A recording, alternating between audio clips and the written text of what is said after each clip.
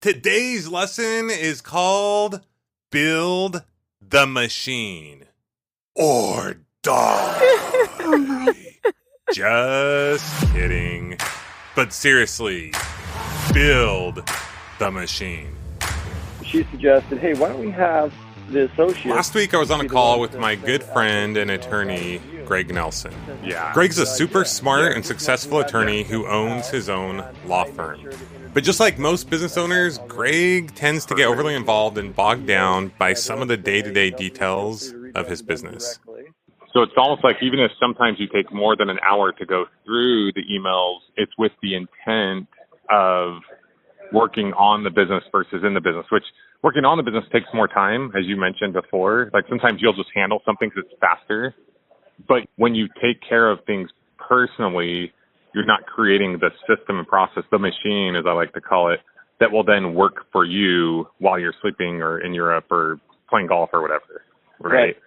So like today I spent an hour talking to this guy that I hired recently as like a employee/partner. I don't mind putting that time into him because that 1 hour will probably give me back 100 hours down in the long term, right? Right.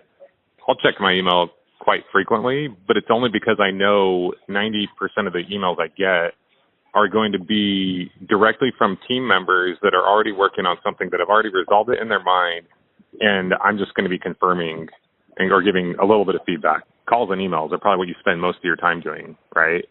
I don't mind calls if I don't have emails and work piling up behind me.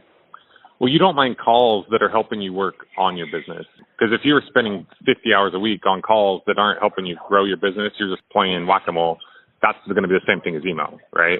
Mm-hmm. So I probably spend 75 to 80% of my time each week. I mean, right now we're growing something, so it's probably a little more time. But number one, I usually can work if I want, 20 hours a week, maybe 30, and be totally fine, right? Mm-hmm. So that's number one, you want to get there, right? Number two, the 20 hours a week that you are working, the goal, I think, for you, and this is my goal, this is what I do, I'm spending probably 75, 80% of my time working on my business, working on improving things, not working in my business. Being in your inbox a little bit, working with your team, working with people is fine, as long as it's people are getting back to you, they're telling you what they're going to do, they're kind of following the rules that you're setting up, if you will, the rules that you set up for the game that you're playing. Like you kind of told me the game you want to play, which is similar to the game I like to play.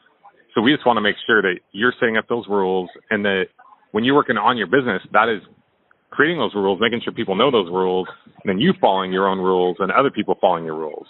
And if you change your rules, that's fine, but just know that you're changing those versus just kind of going with the flow because that's what happened. You want to make sure everyone else is dealing with these problems as much as humanly possible. So an app like Boomerang, where you still have those come back to you, will help you not try to solve everything. Good point. So it's the most simple app I've ever used. I use Boomerang on more emails than I reply to. Oh, that's awesome. That's cool. So, okay. I'll pay attention to that. have fun in Europe. I really appreciate the time, Justin. Say hi to everybody. Okay, we'll see you, Greg. Bye. Bye. The next day I was talking to Eric Fisher, and we got on the same topic. 90% of my time, well, as I'm making the podcast, I guess it's more like 75. 75% of my time is working on my business. A lot of people work in their business. Like my goal is to always work on the business.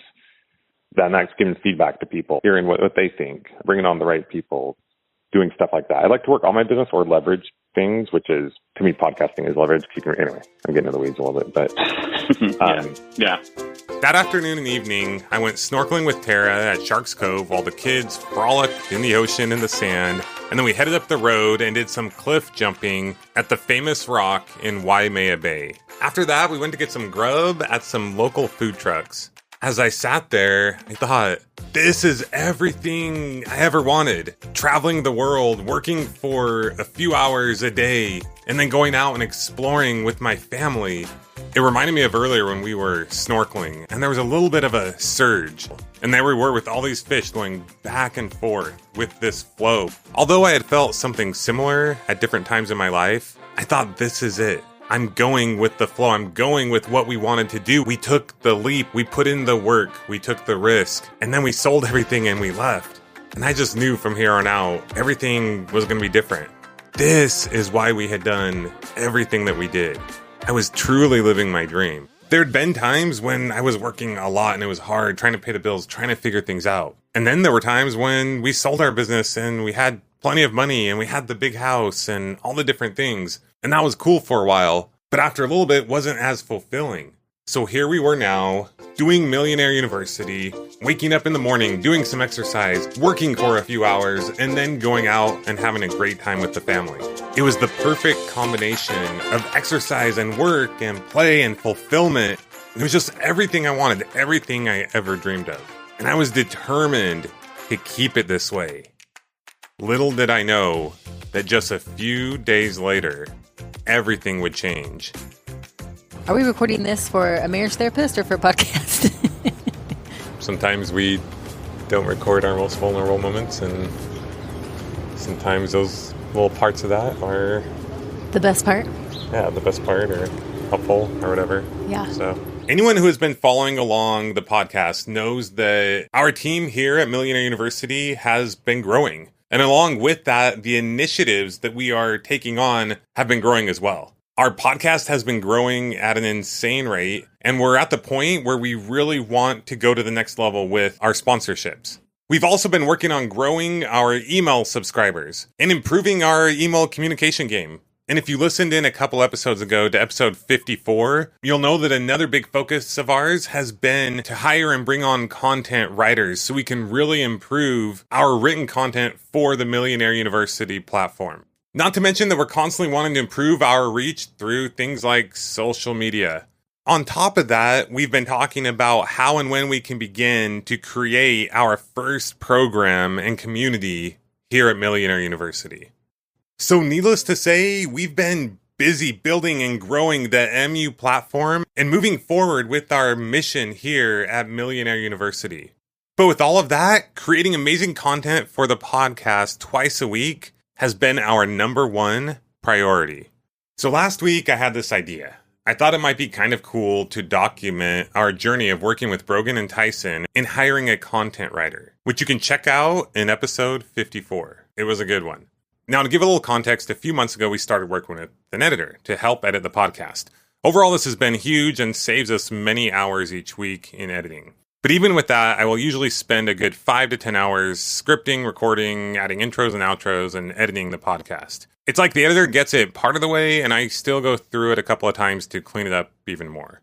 I guess the way I see it is if thousands of people are going to take their precious time to listen to 20 minutes to an hour of what we have to say, we want to do our very best to deliver it in the best way possible. So typically I'll send them to our editor, but I still have to edit a lot. So a couple weeks ago, I was more specific to really edit out more stuff, which he did, and it was awesome. But then the next one, I had to spend several hours editing after his edit, so my thoughts were, well, I'll just do it myself. Why spend the money? Plus, I was short on time and didn't want to wait a couple of days, etc. So this was an interview I did with Tyson, who might be close to the biggest talker I know. My son Brogan, who's a total stud, and I'd say pretty well spoken for his age. But he's young and doesn't do this stuff very often. And he says like a lot. And I felt ready the day before doing this interview, but we had a few meltdowns in the house that morning, so my focus was a little off. Not to mention this was my first time doing an interview since we've been on the road. And since our house was pretty small and I don't have my office studio anymore, I had to record in the front room. So Tara may or may not have been having a pretty good pep talk with one of our kids in the other room during this entire interview. And one of my kids was sick and had a really bad case of swimmer's ear and was getting water and moving about and clanking dishes in the sink, etc. And Tyson's audio wasn't great. And I forgot to give Brogan the pop filter for his mic. And yes, a bird even flew into the window right in front of Brogan and I during this interview. Needless to say, the actual interview went over 90 minutes and was kind of all over the place. Now, for anyone who has ever edited anything knows that it's not as easy as you might think. In fact, the goal is to make editing seem like it didn't take that long. Sometimes Hollywood-style movies will take literally years to edit. Now, I'm not by any means a professional editor, so I'm sure there are many people who could have done this way faster and way better than me. But I had a vision of what I wanted and didn't have anyone trained well enough and ready to fulfill this mission, so it was all me. And let me tell you, this thing kicked my butt.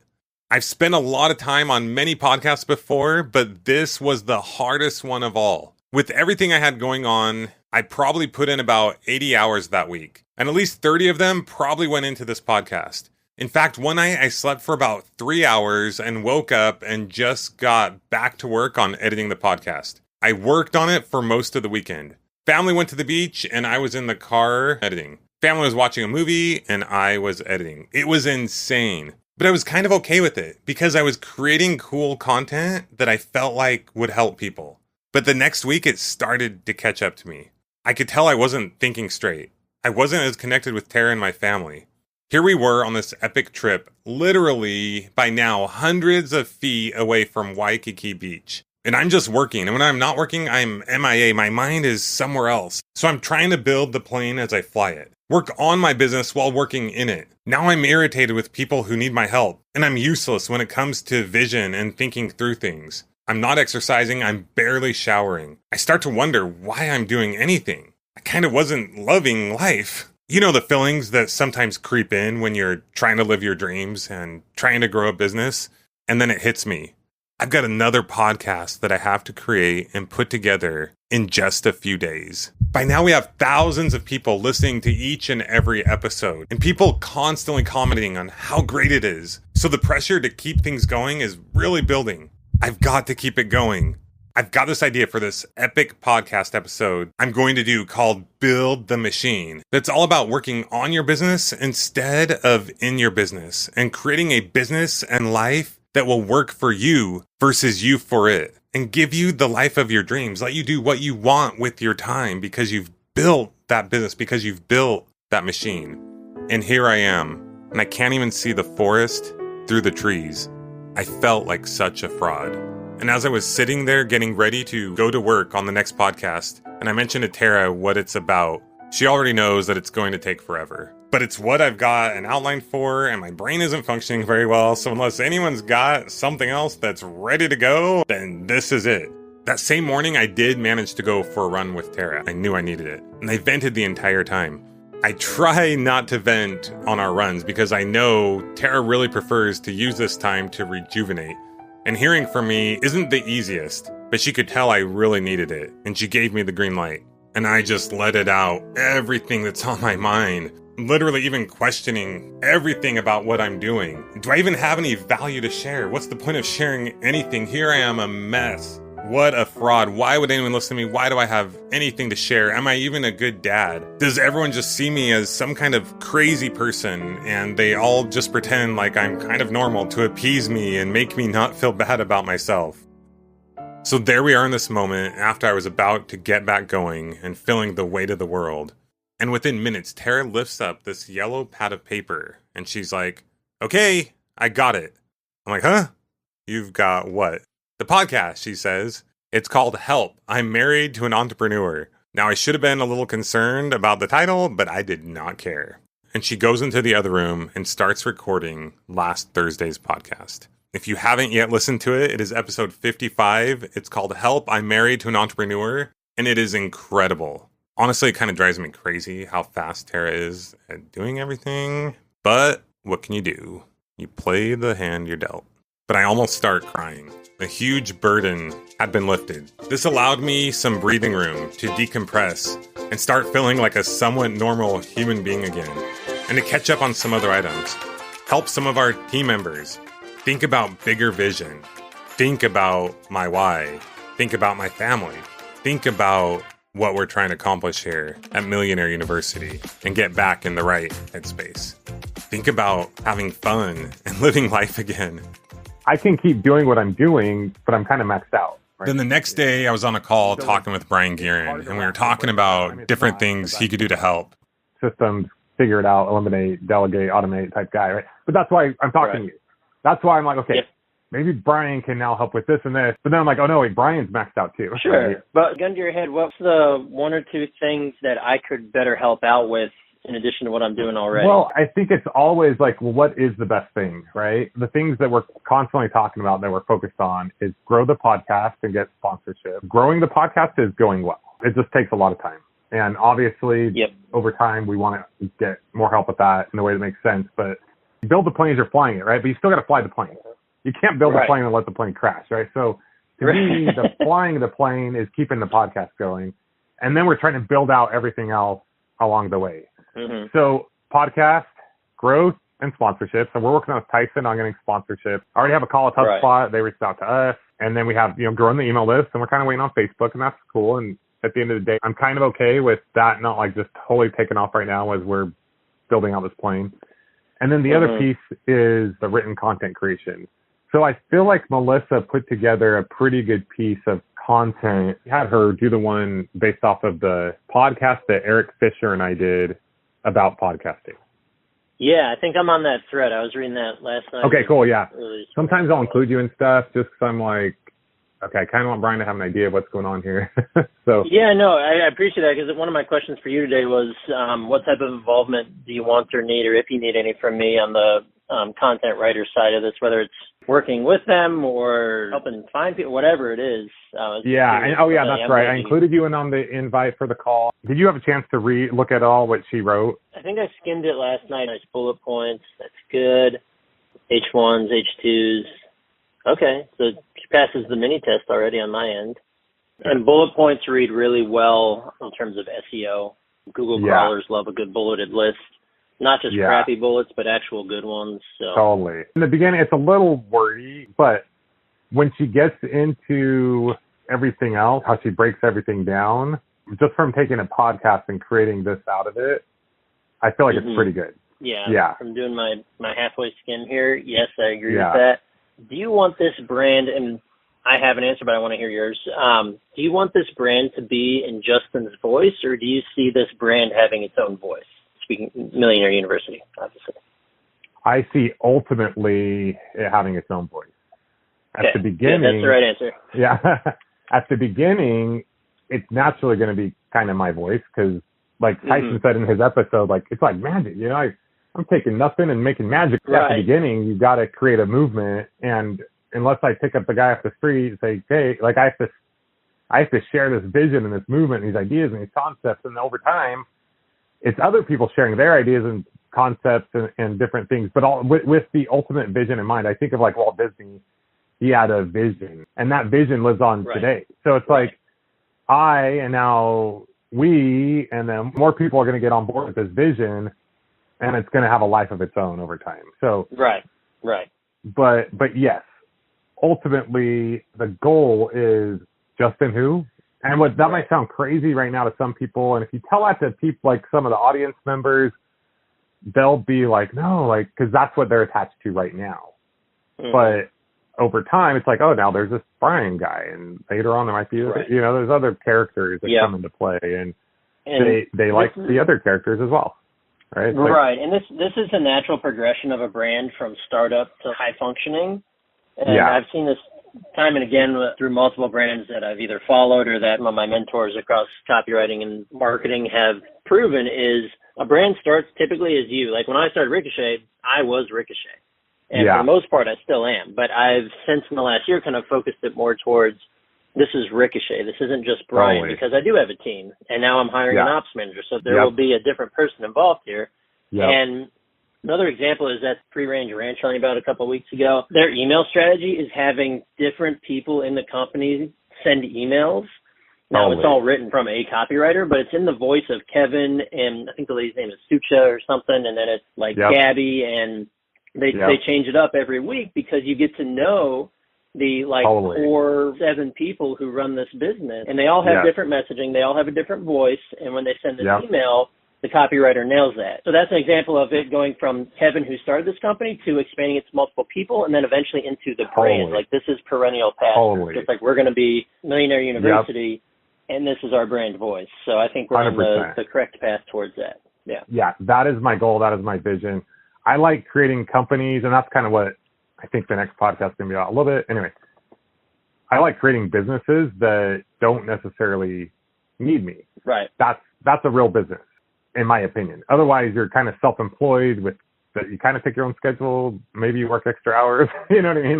Right. It's just a lifestyle business. It's not a real stand-up type of thing. No, I want to create a business that could function without me. and I enjoy it. I enjoy creating the business. My ideal day or week life is spending time creating that, but that's just what I'm driven to do. I'm a very let's create something. And I'm happy to work in it, aka make the podcast for now, not on my own, but do a lot of that work until that vision continues to grow. Anyway. Right. Definitely. So this is kind of what I envision is in an ideal world, we get a podcast going, whether that's Justin or Brian or Sarah or whoever making that. We get a podcast out. We get it out a few days before we publish it. We get it to Melissa. So we have these two people writing for us. We send it to them. They get us really robust, a blog post. They get show notes, put the podcast on there. And then we have images and we have links and all that stuff, right? So I think that's part of what the call tomorrow is for. I'm like, okay, this is cool, Melissa. You created this. I'm like, how do I get this to the website? We're talking big picture, but then we're going into the weeds a little. Anytime you're trying to get something into orbit, it takes a big lift. And then when it's in orbit, it orbits, right? It's doing its job. Right. Eventually, once again, we want to create other blog posts. But right now, we have 54 podcasts that we can go back and create blog posts on. I want to create amazing content that people naturally just want to absorb and go to and check out. I want everyone every time oh, man. And we also talked about holding off a little bit on launching our first Millionaire University program. A couple weeks ago, I was saying, hey, in a couple weeks, let's try to launch a program. I'm like, okay, if we launch a program in, let's call it 6 weeks now, I kind of feel like the plane might crash and burn. Yeah. But what else has changed since then is our downloads have gone up drastically. So I'm like, okay, before we go out and try to create this whole other thing that then is going to cause us to go away from some of the things we're focused on, I feel like let's make sure let's get dialed in on, keep going on the podcast, emails, growth.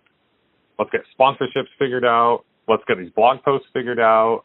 Let's get everything solid. We'll start bringing in money. That's the whole goal of launching the thing, right? Is to bring in money. If we could bring in $25,000 and eventually $100,000 per month, that'll pay all salaries. That'll pay all the advertising we're doing. Then it's okay, cool. The company is literally continuing to generate its own fuel. So that'll bring in a solid income stream that we can then build off of. The day Justin wakes up or Brian wakes up and we're like, I don't know what to do today. Boom. Let's go start a program. Does that make sense? Yeah, because if we're making, 30 to 100 grand a month and we're covering expenses, now when we go launch a program and we have a big audience to launch it to, that's going to be gravy at that point, right? Exactly. We can look at that almost as pure profit. Yeah. And that's how we start getting to $1 billion is maintain from sponsorships and then just everything else is profit. Well, then you start to create self-liquidating offer or break-even funnel.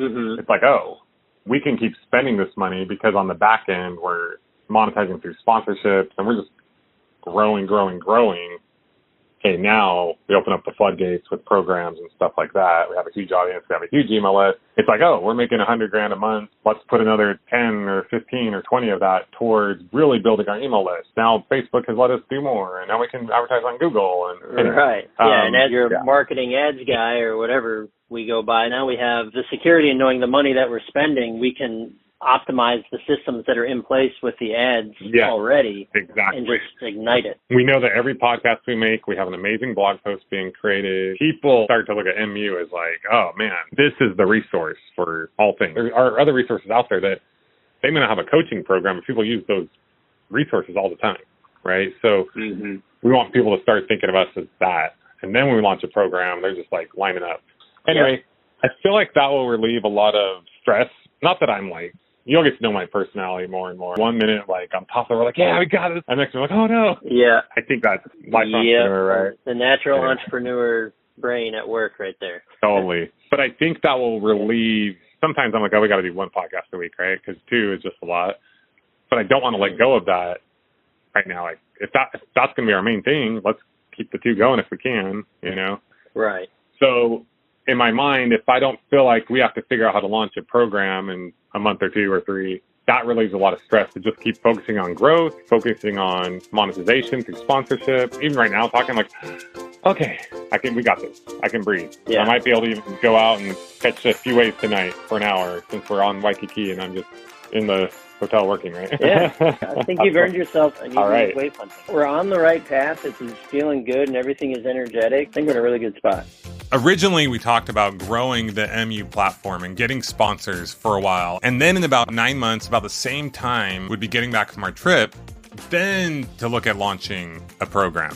And then a couple weeks ago, we were talking and I wasn't that overwhelmed and I felt pretty good and the traveling was going well and it wasn't that difficult, wasn't taking too much time. In fact, we had less distractions because we weren't back at home with school and other responsibilities. So we thought, hey, let's maybe do it in a couple months. And considering that was a couple weeks ago, that means that would be in about 6 weeks. And it was just more than I could take. In some of my past businesses, I got so burnt out that I was so done. Now I'm in a spot where I don't have to work for the money, but I really like what I do. Like when I'm in my sweet spot, I love life. That's waking up around 6-ish, working for like an hour, then exercising and coming back and working from like 8 to 2. And I really enjoy putting in 3 to 4 hours on a Saturday. I mean, not that we're totally counting, but that's still a solid 40-hour work week. Not to mention I often listen to business and audiobooks or podcasts on my runs or while at the gym. Like I don't always work 40 hours a week, but when you're building something, I mean, you do what you got to do. It takes more time. It's different than just maintaining. And we are absolutely in the building process of Millionaire University. But the thing is, I could tell the burnout was coming on. I wasn't excited to make another podcast. In fact, I was dreading it. A topic that I was passionate about and excited to share a few days ago earlier became a burden and made me feel like a fraud. The crazy thing is literally just a day or two before, I was consulting or talking with others about how they should work on their business and not just in their business, how they should build the machine. I was talking to Tyson about how he should give up doing some good things in order to have the things that he needed in his life. He had to have his priorities straight. And here I was doing the complete opposite. Some things had to shift. So as hard as it was to talk to Brian about putting off the launching of this program, I knew it was what had to happen. Otherwise, everything would crash and burn. Everything would eventually fall apart. There was no way I could or would keep this up at this pace. It was impossible. And as hard as it was, I had to have that awareness. If you keep adding food onto a full plate of food, eventually that food is going to fall off. You've got to either eat some of the food or take some of the food off before you can add more. So this is kind of the situation I was in. So we had to make some hard decisions. We always talk about the 3 main things that you can do to scale your business. The first one is eliminate. What are you doing now that you can stop doing isn't the highest and best use of your time in the moment, or that you can or should or need to put off for later? Now, you might be doing some really good things, so it might be really hard. But is it the best thing? The one thing that you should be doing, that you should be focusing on right now? Have things changed? What have you added that causes you to have to take something off in order to keep going, in order to keep functioning? Is it the thing you've added that you need to change? Or do you need to change, eliminate, or put off something that you're currently doing to now do the other things that you need to do? For example, helping my team. That was something that, although I'm constantly training them and trying to figure out ways where they can do things on their own, at this point in the business, I had to be there for them at times. I had to share that vision. And what that allows us to do as well is to get on a bunch of other podcasts, really promote the brand. Mm-hmm. Let's build the brand out some more and then launch something. I'll go over those show notes and then some feedback ready for the call tomorrow. Perfect. Have a good night. Great. Enjoy those waves. Okay, we'll talk to you later. Then later that night, it hit me. I just felt a strong impression. Go back to doing a weekly podcast for the time being. No, I thought, no. The podcast is the best thing we got going right now. It's growing like gangbusters. Just this past week, we're now getting over 100,000 downloads per month. In fact, we're currently getting anywhere from 6,000 to 8,000 downloads per day. 8,000 downloads per day is close to 250,000 downloads per month. No, we've got to keep it going. For now, go back to doing the podcast once a week. And when I actually listened to that impression and thought through it and imagined what it would be like, this peace came over me. And I knew that's what had to be done. I didn't tell Tara that night because I was trying not to have business brain and focus on that. But I told her the next morning. And you could just tell this peace just came over her too. It's like, Yes, I can now have my husband back. We can have our trip back. This trip that we've been dreaming of and planning and thinking about our entire life, we can now actually enjoy. Once again, not that we won't be putting plenty of time into the business, but reminding us why we're doing everything that we're doing. Not to be MIA, not to be totally absent from the family, not to be disconnected, but to be here in this moment and to still do something really cool. Rubbing up a little loud over there. We can't hear you. Eating cereal. The next day we had a team call. Essentially the goal of this call, the purpose of this call was to figure out our blogging process. How we would take each podcast from creating the audio file to having an incredible podcast blog on our website. So the whole team was there. Last night I had a vision. And I made the announcement. For the time being, we're going to go to doing the podcast once a week. And it felt great. Sometimes you got to take a step or two back so you can take 10 forward. Sometimes you got to go down so you can go up. ROTI, return on time invested. Truth is, I don't know if or when the podcast will go back to twice a week. In fact, there have been times when I thought maybe we'll do the podcast every day. But for the time being, once a week is what feels right, to allow us to achieve the other things we're trying to accomplish and still create really good content, both on the podcast and on our website and in other places, and eventually be able to launch a program and be able to get sponsors. We just couldn't do it all. And if we tried to do it all, nothing would get done well. I reflected on the podcast we did just a couple weeks ago. Create the game you want to play. I wasn't creating or playing the game I wanted, but just a few days prior, I was. Life was great. Sometimes it's hard to read the label on the bottle when you're in it. Here I was telling others that they needed to work more on their business and not so much in their business. And literally that same week, I ended up spending so much time doing the same thing I was teaching them not to do.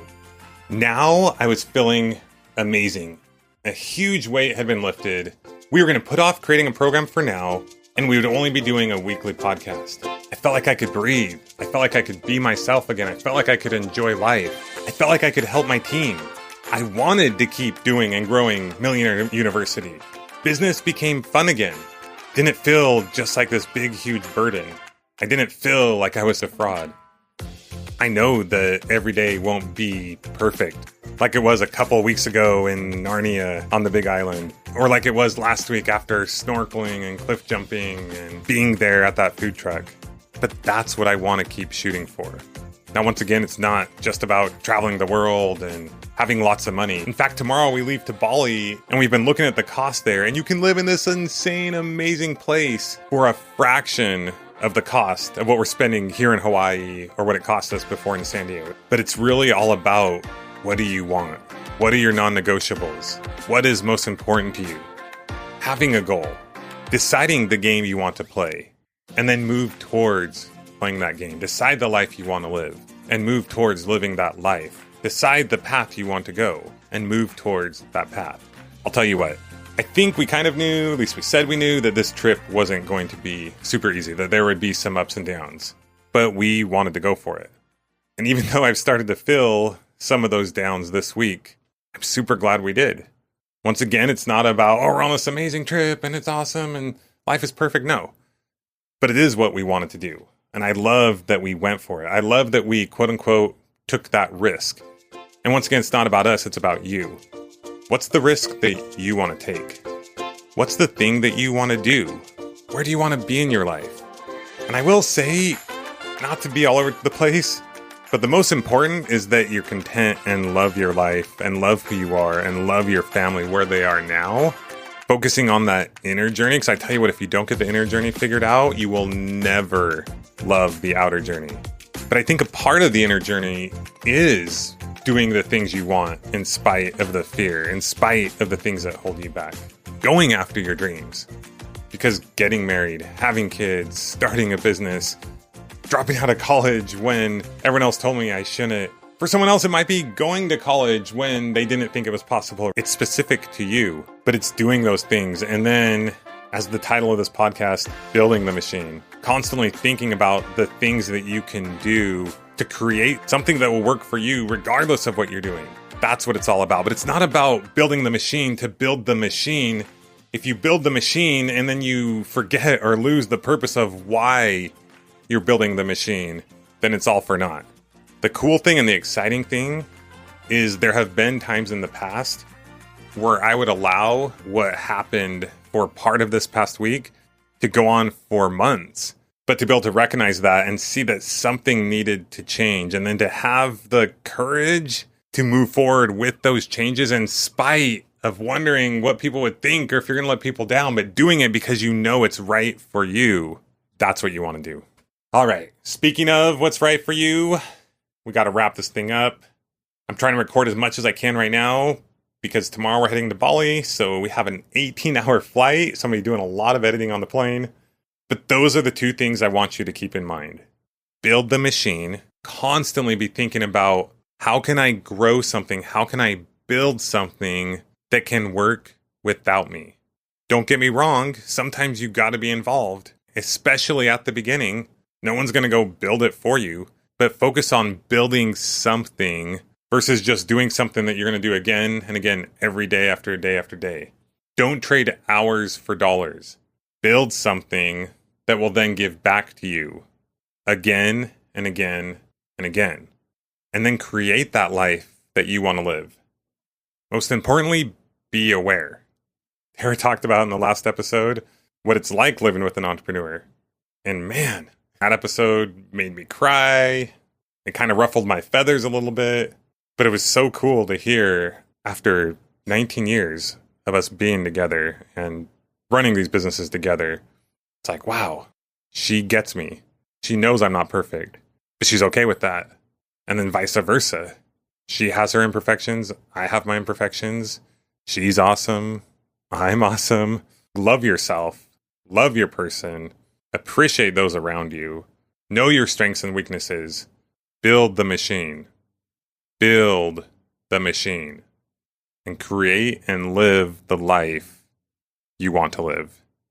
It's towards the end of the day. That's what I'm going to do right now. This is our last night in Hawaii. We're going to make it count. Plus, we got to pack. All right, guys, get out there. Make something happen. It's not easy. Building it isn't easy, but it can be a lot of fun, especially if you have that end vision in mind. But remember, while you're building it, don't take your eye off the ball. Don't take your eye off of what matters most. A lot of times people talk about how their why is their family and this and that and the other. But then they totally get to work and exclude them and don't focus on them or get irritated with them. I'm guilty right here. So make sure that doesn't happen. Make sure part of the game that you're playing, part of the rules that you set up is to create a certain life that includes the things that are most important to you. Do that. And no matter what struggles you have, you cannot lose. You will succeed. This is Justin Williams, Chief Build the Machine, Chief Build the Family Officer, signing off. Until next time, I bid you farewell. Class dismissed.